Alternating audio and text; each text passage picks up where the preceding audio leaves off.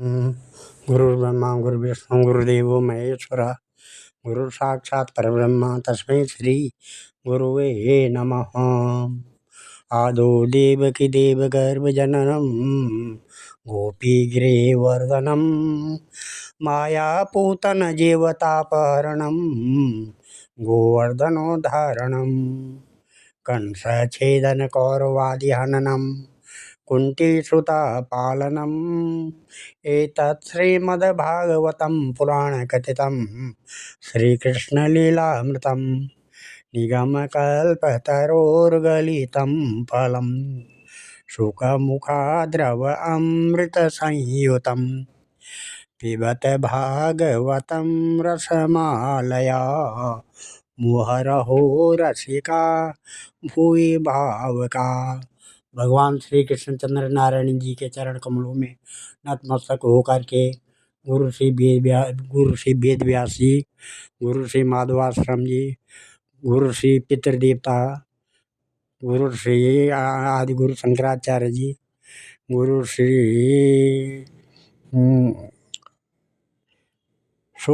नारद जी, गुरु श्री सुखदेव जी, गुरु श्री सुत जी और पितृदेवताओं के चरणों को कमलों में नतमस्तक होकर के मैं ये श्रीमद् भागवत महापुराण के 12वें स्कंद का चतुर्थ अध्याय और पंचम अध्याय ये करने जा रहा हूँ।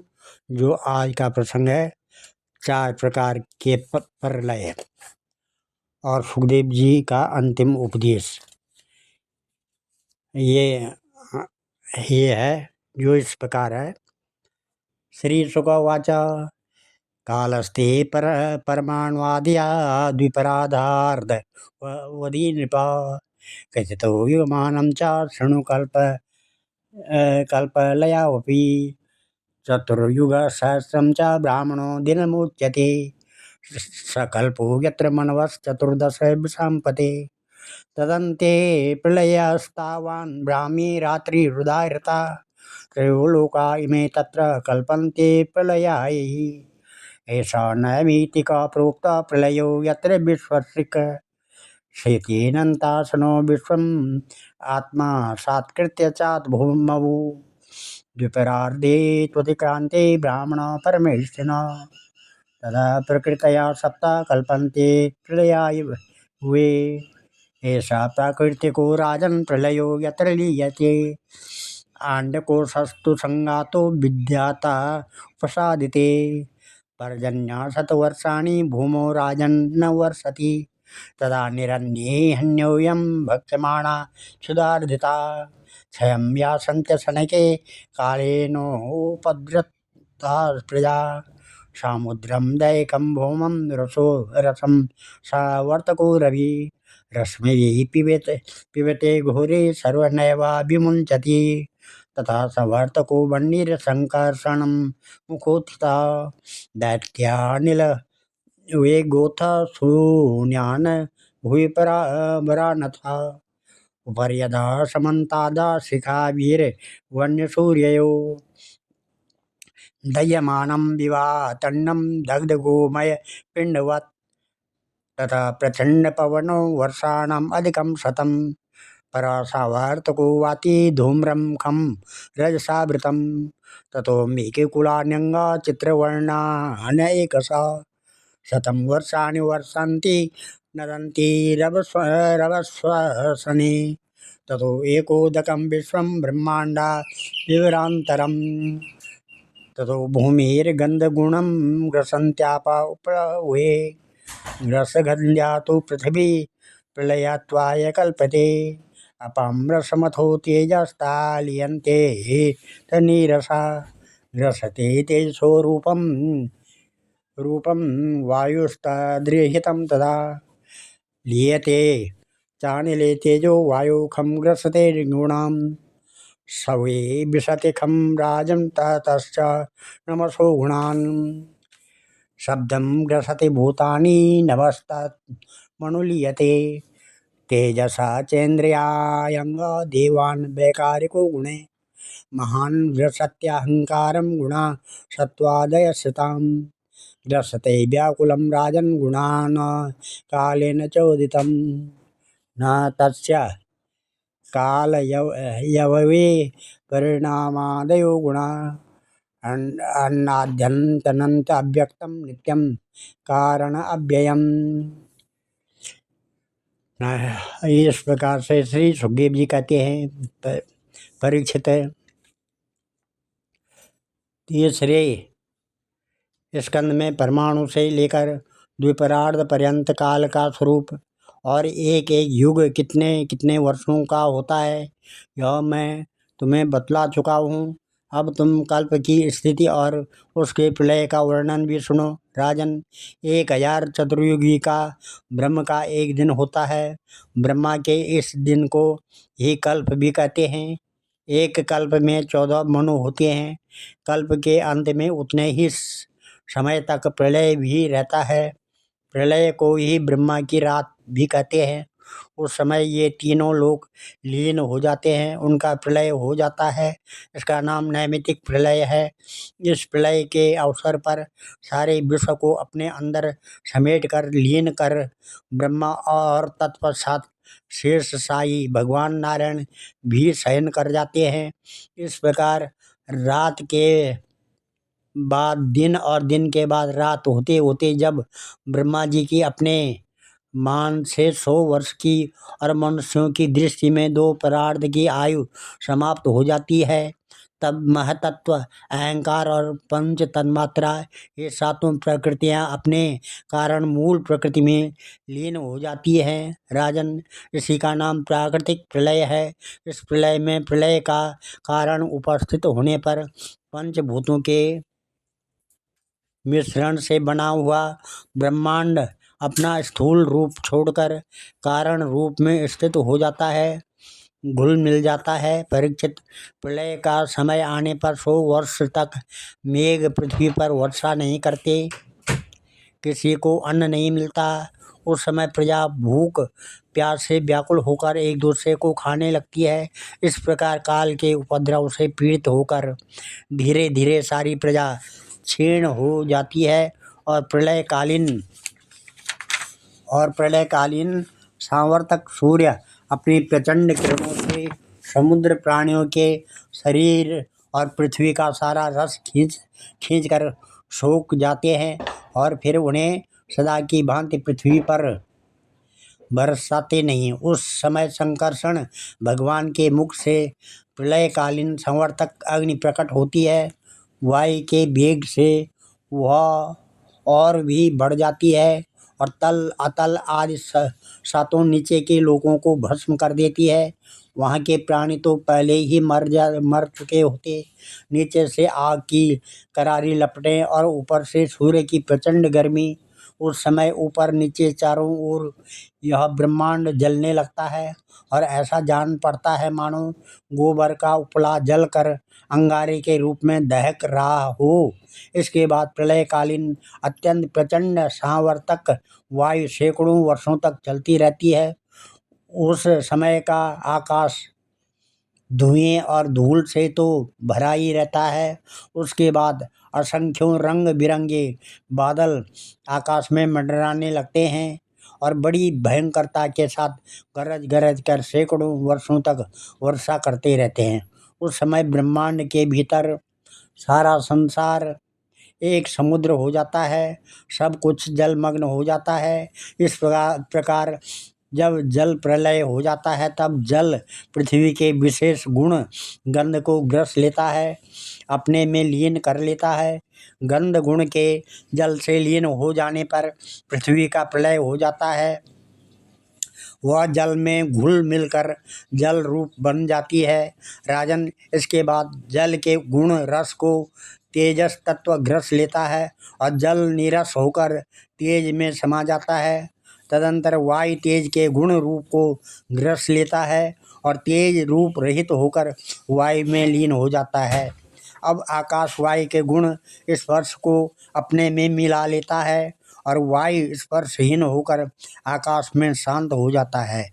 इसके बाद तामस अहंकार आकाश के गुण शब्द को ग्रस लेता है और आकाश शब्दहीन होकर तामस अहंकार में लीन हो जाता है। इस प्रकार तेजस अहंकार इंद्रियों को और वैकारिका सात्विक अहंकार इंद्रिय अधिष्ठात्री देवता और इंद्रियावृत्तियों को अपने में लीन कर लेता है।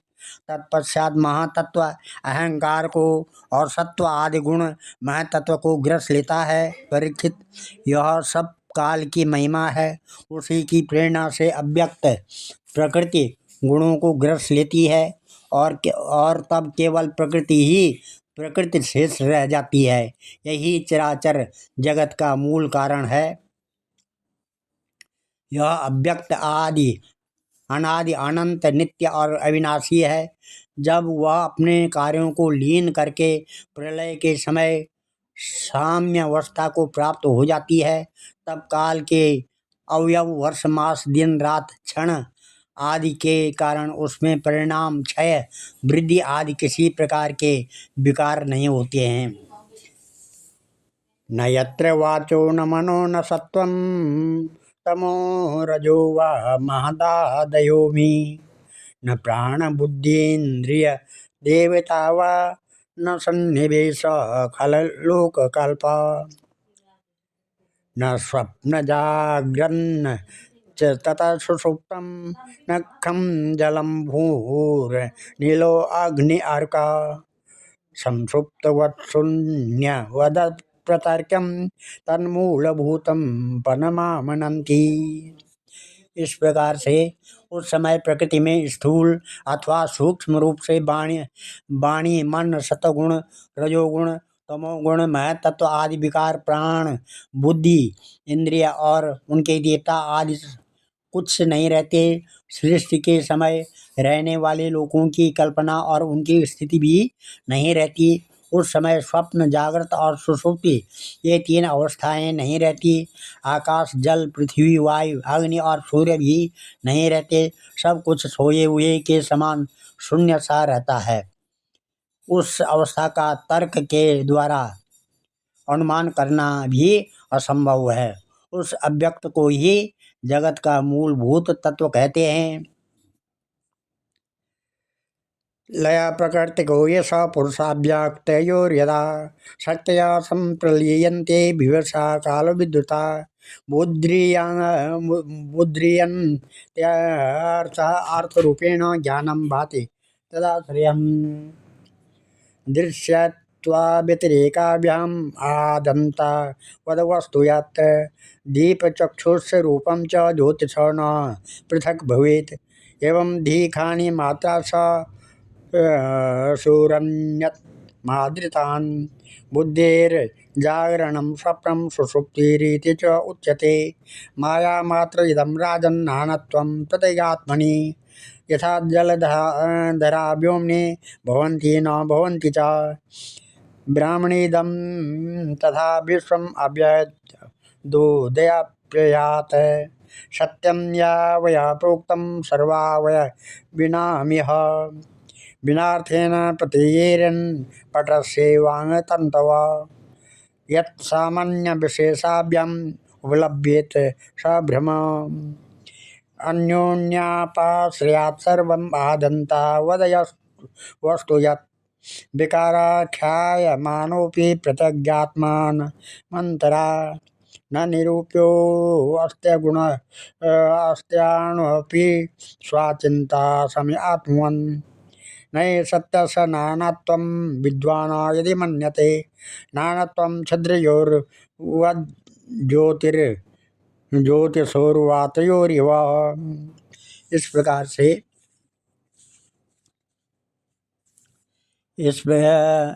इसी अवस्था का नाम प्राकृतिक प्रलय है। उस समय पुरुष और प्रकृति दोनों की शक्तियाँ काल के प्रभाव से क्षीण हो जाती हैं और विवश होकर अपने मूल स्वरूप में लीन हो जाती हैं। परीक्षित, अब आत्यंतिक प्रलय अर्थात मोक्ष का स्वरूप बतलाया जाता है। बुद्धि इंद्रिय और उनके विषयों के रूप में उनका अधिष्ठान ज्ञान स्वरूप वस्तु ही भाषित हो रही है। उन सब का तो आदि भी है और अंत भी, इसलिए वे सब सत्य नहीं हैं। वे दृश्य और अपने अधिष्ठान से भिन्न उनकी सत्ता भी नहीं है, इसलिए वे सर्वथा मिथ्या माया मात्र हैं। जैसे दीपक, नेत्र और रूप ये तीनों तेज से भिन्न नहीं हैं, वैसे ही बुद्धि, इंद्रिया और इनके विषय तन्मात्राएं भी अपने अधिष्ठान स्वरूप ब्रह्म से भिन्न नहीं है। यद्यपि वह इनसे सर्वथा भिन्न है। जैसे रज्जु रूप माने रस्सी रूप अधिष्ठान में अध्यस्त सर्प अपने अधिष्ठान से अलग नहीं है, परंतु अध्यस्त सर्प से अधिष्ठान का कोई संबंध नहीं है। परीक्षित, जागृत, स्वप्न और सुषुप्ति ये तीनों अवस्थाएं बुद्धि की हैं, अतः इनके कारण अंतरात्मा में जो विश्व तेजस और ज्ञान प्रज्ञा रूप नानत्व की प्रतीत होती है वह केवल माया मात्र है। बुद्धिगत नानत्व का एकमात्र सत्य आत्मा से कोई संबंध नहीं है। यह विश्व उत्पत्ति और प्रलय से ग्रस्त है, इसलिए अनेक अवयवों का समूह अवयवी है। अतः यह कभी ब्रह्मा में होता है, कभी नहीं होता। ठीक वैसे ही जैसे आकाश में मेघमाला कभी होती है, कभी नहीं होती है। परीक्षित, जगत के व्यवहार में जितने भी अवयवी पदार्थ होते हैं उनके न होने पर भी उनके भिन्न भिन्न अवयव सत्य माने जाते हैं, क्योंकि वे अनेक उनके कारण हैं। जैसे वस्त्र रूप अवयवी के न होने पर भी उसके कारण रूप सूत का अस्तित्व माना ही जाता है, उसी प्रकार कार्य रूप जगत के अभाव में भी इस जगत के कारण रूप अवयव की स्थिति हो सकती है, परंतु ब्रह्मा में यह कार्य कारण भाव भी वास्तविक नहीं है। क्योंकि देखो, कारण तो सामान्य वस्तु है और कार्य विशेष वस्तु। इस प्रकार जो भेद दिखाई देता है वह केवल भ्रम ही है। इसका हेतु यह है कि सामान्य और विशेष भाव आपेक्षिक है, अन्योन्याश्रित है। विशेष के बिना सामान्य और सामान्य के बिना विशेष की स्थिति नहीं हो सकती है। कारण और कारण भाव का आदि और अंत दोनों ही मिलते हैं, इसलिए भी वह स्वाप्निक भेद भाव के समान सर्वथा अवस्तु है। इसमें संदेह नहीं कि यह प्रपंच रूप विकार स्वाप्निक विकार के समान ही प्रतीत हो रहा है, तो भी यह अपने अधिष्ठान ब्रह्म स्वरूप आत्मा से भिन्न नहीं है। कोई चाहे भी तो आत्मा से भिन्न रूप में अणु मात्र भी इसका निरूपण नहीं कर सकता है। यदि आत्मा से अलग इसकी सत्ता मानी भी जाए तो यह चिद रूप आत्मा के समान स्वयं प्रकाश होगा, और ऐसी स्थिति में वह आत्मा की भांति ही एक रूप सिद्ध होगी। परंतु इतना तो सर्वथा निश्चित है कि परमार्थ सत्य वस्तु में नानात्व नहीं है। यदि कोई अज्ञानी परमार्थ सत्य वस्तु में नानात्व स्वीकार करता है तो उसका वह मानना वैसा ही है जैसा महाआकाश और घटा आकाश स्थित सूर्य और जल में प्रतिबिंबित सूर्य का तथा बाह्य वायु और आंतर वायु भेद मानना। यथा हिरण्यं बहुधा समीयते निर्विक्रियाभिर्व्यवहारवर्त्मसु एवं वचोभिर्भगवान् दोक्षजो व्याख्यानयते लोककवैदिकैर्जनः। यथा गणेर्का प्रभोर्कदर्शितो याकाशभूतस्य चक्षुस्तमा एवं त्वहं ब्राह्मणगुणस्थ दीक्षितो ब्रह्माशकस्यात्मन आत्मबंधन। गणो यदार्का प्रभो विधीयते चक्षुस्वरूपं रविवीक्षते तदा यदाहंकार उपाधिरात्मनो जिज्ञासया नश्यति तर्ह्यनुस्मरति। यदेवमेतेन विवेकहेतुना मायामयाहंकरणात्मबन्धनं चित्वाच्युतात्मानुभवोऽवतिष्ठते तमाहुरात्यान्तिकमङ्गसंप्लवम्। इस प्रकार से जैसे व्यवहार में मनुष्य एक ही सोने को अनेकों रूपों में गढ़ गलाकर तैयार कर लेते हैं, वह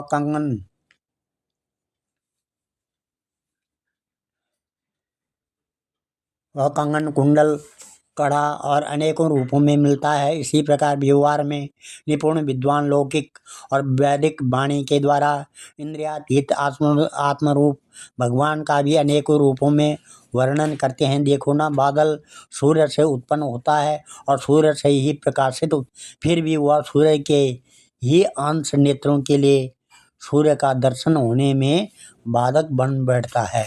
इसी प्रकार अहंकार भी ब्रह्म से ही उत्पन्न होता है और ब्रह्म से ही प्रकाशित होता है और ब्रह्म के अंश जीव के लिए ब्रह्म स्वरूप के साक्षात्कार में बाधक बन बैठता है। जब सूर्य से प्रकट होने वाला बादल तितर बितर हो जाता है, तब नेत्र अपने स्वरूप का सूर्य का दर्शन करने में समर्थ होते हैं। ठीक वैसे ही जब जीव के हृदय में जिज्ञासा उत्पन्न होती है, तब आत्मा की उपाधि अहंकार नष्ट हो जाता है और उसे अपने स्वरूप का साक्षात्कार हो जाता है। प्रिय परीक्षित, जब जीव विवेक के सुखदेव जी कह रहे हैं कि प्रिय परीक्षित, जब जीव विवेक के खड्ग से मायामय अहंकार का बंधन काट देता है, तब वह अपने एक रस आत्म स्वरूप के साक्षात्कार में स्थित हो जाता है। आत्मा की यह माया मुक्त वास्तविक स्थिति ही अत्यंतिक प्रलय कही जाती है। नित्यदा सर्वभूतानां ब्रह्माधीनं परं तप उत्पत्ति प्रलयावेक सूक्ष्मजा प्रचक्षते कालस्त्रोत जवेनासु हृण्यमाणस्य नित्यदा परिणाम इनावस्थास्ता जन्म प्रलय हेतव अनादन्तावधानेन कालेन ईश्वरमूर्तिना अवस्थानेव दृश्यन्ते व्यति ज्योतिषाम् इव नित्यो नैमित्तिकस्य वा तथा प्राकृतिको लयः आत्यन्तिकस्य कथितो कालस्य गतिरीदृशा यथा कुरु श्रेष्ठ जगद्विधातुर्नारायणस्याखिलसत्त्वधाम्नं लीला कथास्ते कथिता समासता शास्त्रेण नाजोऽप्यभिधातुमीश संसार सिन्धुमतिदुरस्तमुतीतीर्षोर्नान्यप्लवो भगवत पुरुषोत्तमस्य लीला कथा रसनिसेवनमन्तरेण पुंसो भवेद् विविधत् खद्वर्तितस्य। इस प्रकार से है शत्रु दमन तत्वदर्शी लोग कहते हैं कि ब्रह्मा से लेकर तिनके तक जितने प्राणी या पदार्थ हैं, सभी हर समय पैदा होते और मरते रहते हैं, अर्थात नित्य रूप से उत्पत्ति और प्रलय होता ही रहता है। संसार के परिणामी पदार्थ नदी प्रवाह और दीप शिखा आदि क्षण क्षण बदलते रहते हैं।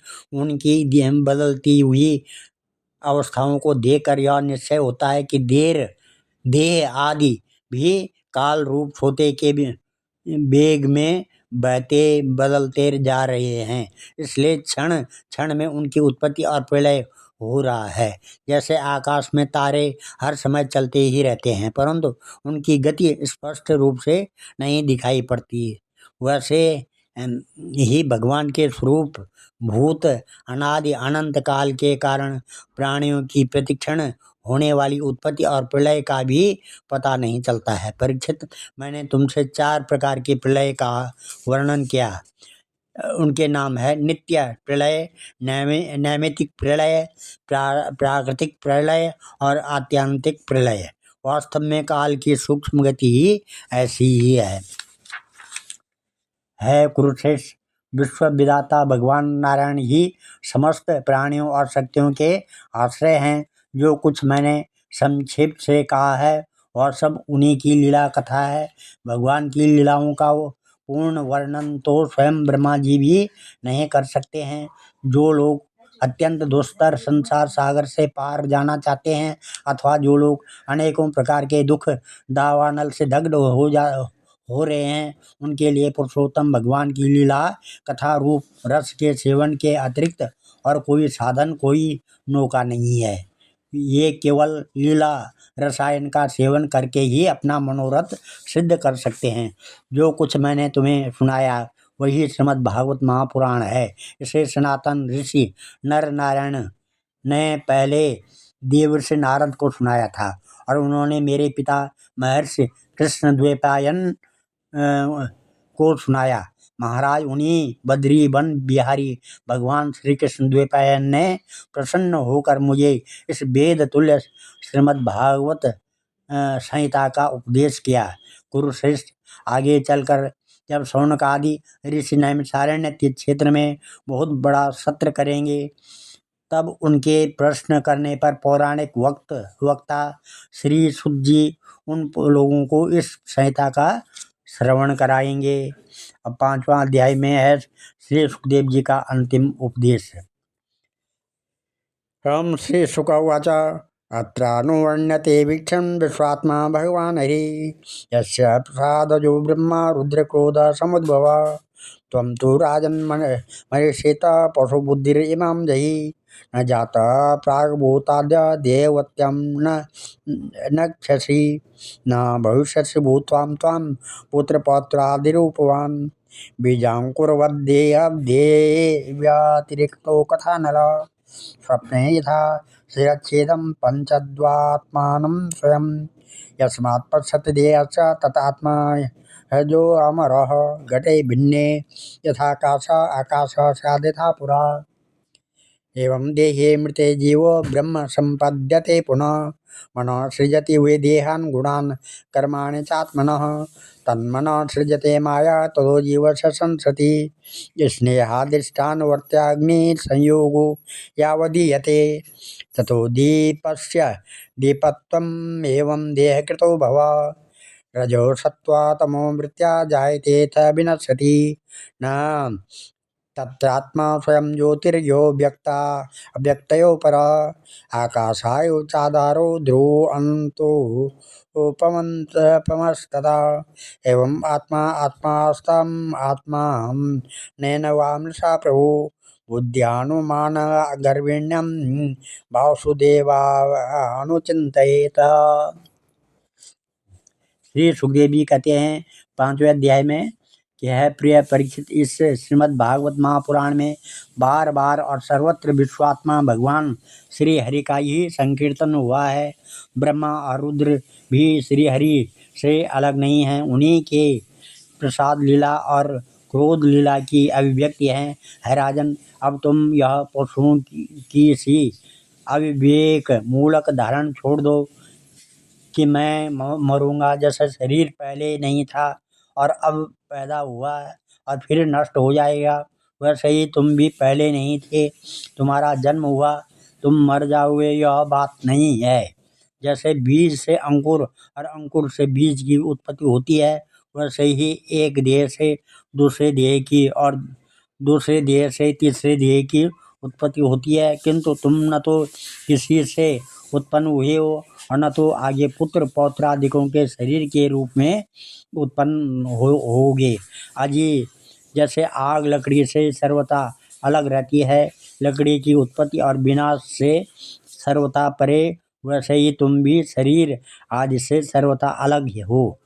स्वप्नावस्था में ऐसा मालूम होता कि मेरा सिर कट गया है और मैं मर गया हूँ, मुझे लोग शमशान में जला रहे हैं, परंतु ये सब शरीर की ही अवस्थाएं दिखती हैं, आत्मा की नहीं। देखने वाला तो उन अवस्थाओं से सर्वथा परे, जन्म और मृत्यु से रहित शुद्ध बुद्ध परम तत्व के रूप में है। जैसे घड़ा फूट जाने पर आकाश पहले की भांति ही अखंड रहता है, परंतु घटाकाश सतह की निवृत्त हो जाने से लोगों को ऐसा प्रतीत होता है कि वह महाआकाश मिल गया है। वास्तव में तो वह मिला हुआ था ही। वैसे ही देह पात हो जाने पर ऐसा मालूम पड़ता है मानो जीव ब्रह्म हो गया है। वास्तव में तो वह ब्रह्म था ही। उसकी अब्रह्मता तो प्रतीत मात्र थी।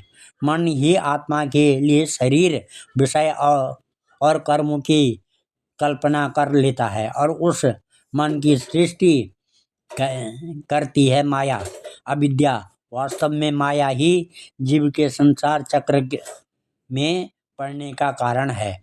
जब तक तेल रखने का पात्र, बत्ती और आग का संयोग रहता है, तभी तक दीपक में दीपकपना है। वैसे ही उनके ही समान जब तक आत्मा का कर्म, मन, शरीर और इनमें रहने वाले चैतन्य ध्यास के साथ संबंध रहता है, तभी तक उसे जन्म मृत्यु के चक्र संसार में भटकना पड़ता है। और रजोगुण, सत्वगुण और तमोगुण वृत्तियों से उसे उत्पन्न, स्थित एवं विनष्ट होना पड़ता है। परंतु जैसे दीपक के बुझ जाने पर तत्वरूप तेज का विनाश नहीं होता है, वैसे ही संसार का नाश होने पर भी स्वयं प्रकाश आत्मा का नाश नहीं होता है, क्योंकि वह कार्य और कारण, व्यक्त और अव्यक्त सबसे परे है। वह आकाश के समान सबका आधार है, नित्य और निश्चल, और वह अनंत है। सचमुच आत्मा की उपमा आत्मा ही है राजन। तुम अपनी विशुद्ध एवं विवेकवती बुद्धि को परमात्मा के चिंतन से भरपूर कर लो और स्वयं ही अपने अंतर में स्थित परमात्मा का साक्षात्कार करो। च उदिता विप्रवाक्येन न त्वां भक्षति तक्षक मृत्युवो नोपध्यक्षन्ति मृत्यूनां मृत्युमीश्वरम्। अहं ब्रह्म परं धाम ब्रह्माहं परमं पदम्। एवं समीक्षान् आत्मानम् आत्मान्यादाय निष्कले। दशकं तक्षकं पादे लेलिहानं विषानने। न द्रक्ष्यसि शरीरं च विश्वं च पृथगात्मना। एतते कथितं तात यथात्मा पृष्ठवान् नृप। हरेर्विश्वात्मनो चेष्टं किं भूय श्रोतुमिच्छसि। देखो, तुम मृत्युओं को भी मृत्यु हो। तुम स्वयं ईश्वर हो। ब्राह्मण के शाप से प्रेरित तक्षक तुम्हें भस्म न कर सकेगा। अजी तक्षक की तो बात ही क्या, स्वयं मृत्यु और मृत्युओं का समूह भी तुम्हारे पास तक न फटक सकेंगे। तुम इस प्रकार अनुसंधान चिंतन करो कि मैं ही सर्वाधिष्ठान पर ब्रह्म हूँ, सर्वाधिष्ठान ब्रह्म मैं ही हूँ। इस प्रकार तुम अपने आप को अपने वास्तविक एक रस अनंत अखंड स्वरूप में स्थित कर लो। उस समय अपनी विषैली जीभ लपलपाता हुआ, अपने होंठों के कोने चाटता हुआ तक्षक आए और अपने विषपूर्ण मुखों से तुम्हारे पैरों में डस ले, कोई परवाह नहीं है। तुम अपने आत्मस्वरूप में स्थित होकर इस शरीर को और तो क्या, सारे विश्व को भी अपने से अलग न देखोगे। आत्मस्वरूप बेटा परीक्षित, तुमने विश्वात्मा भगवान की लीला के संबंध में जो प्रश्न किया था, उसका उत्तर मैंने दे दिया। अब क्या सुनना चाहते हो? आज इस अध्याय को, चौथे और पांचवें अध्याय को यहाँ पर समाप्त करके, कथा को विराम दे करके, कल छठवां अध्याय होगा। छठवें अध्याय में परीक्षित की परम गति, जन्म जय का सर्पसत्र और वेदों के शाखा भेद, इनकी कथा होगी। ओम ध्येयं सदा परिभवग्नमविष्टदोहं तीर्थात्पदं शिवभिरञ्जनुतं शरणं भृत्याश्रयन्त्यं प्रणतपालभवाब्धिपोतं वन्दे महापुरुषते चरणारविन्दं। सर्वे भवन्तु सुखिनः, सर्वे सन्तु निरामया, सर्वे भद्राणि पश्यन्तु, मा कश्चित् दुःखभाग् भवेत्। धन्यवाद।